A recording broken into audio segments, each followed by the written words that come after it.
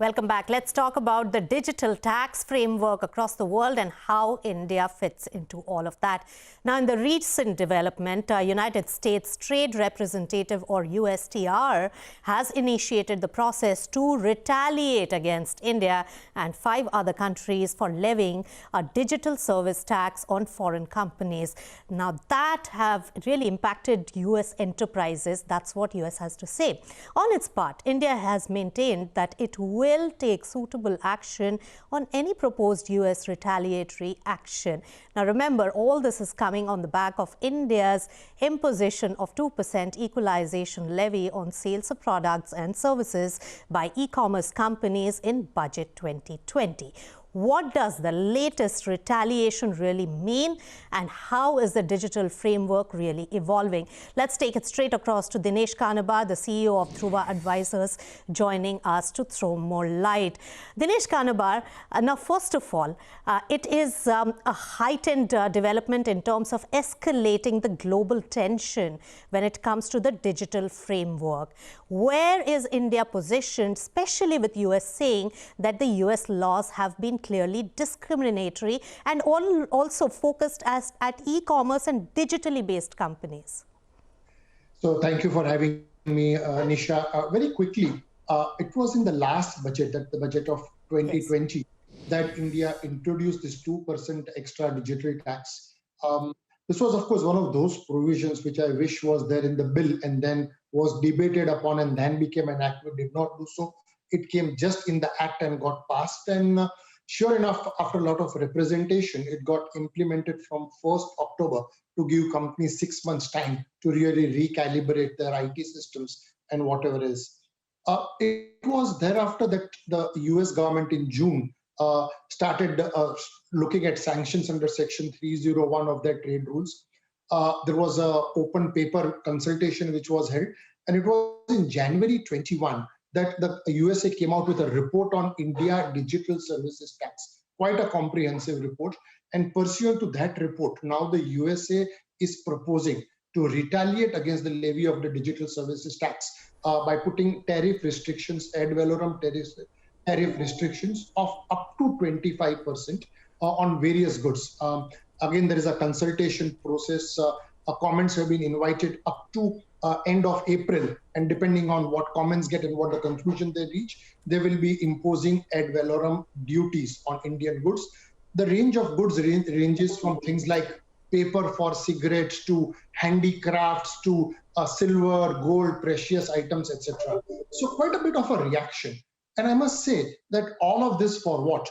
Because the paper itself envisages that the amount of duty which the India would collect as a result of digital services tax is about $55 million, which is chicken feed to warrant such a retaliation. If I may dare say, the cost of the committee and everything else which is going on would be far more than that. I think the reaction is unwarranted or incorrect. The reasons which have been set out in the January 21 report, to my mind, are not sufficient to warrant such a levy. All right.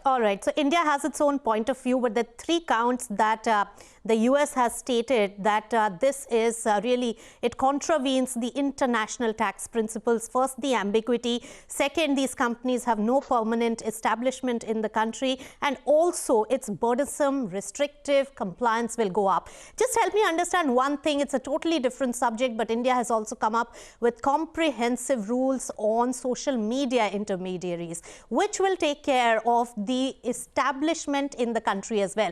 How do we really read into both put together, Mr. Kanabar? So 2 things.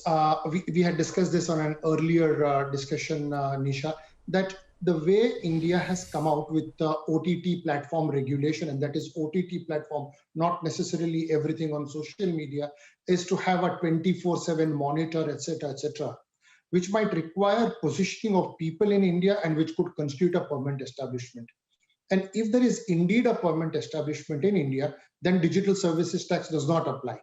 The entire basis of USA to levy this ad valorem duty is to say that there is a discrimination because it does not apply to Indian companies and it applies to non-resident companies. Now, I think that comparison is absolutely incorrect.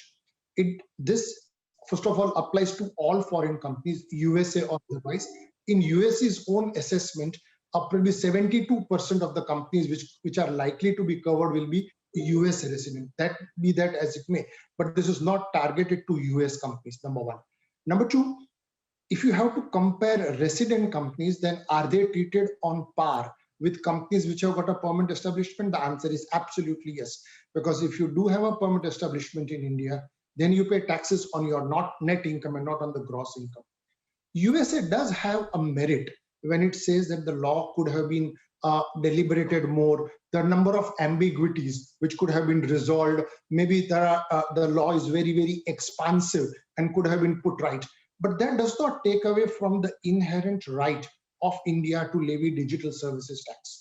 All right. So very valid point there. And a lot of tax experts have also pointed out the ambiguities. But as the digital tax framework really evolves in the world and OECD pillars are being spoken about, Mr. Kanabar, where are we in that framework? Is there any headway there, or these retaliations by the US on India? They have also talked about UK up to 25% tariff. What does this mean for a consultative process and a quick solution to this problem?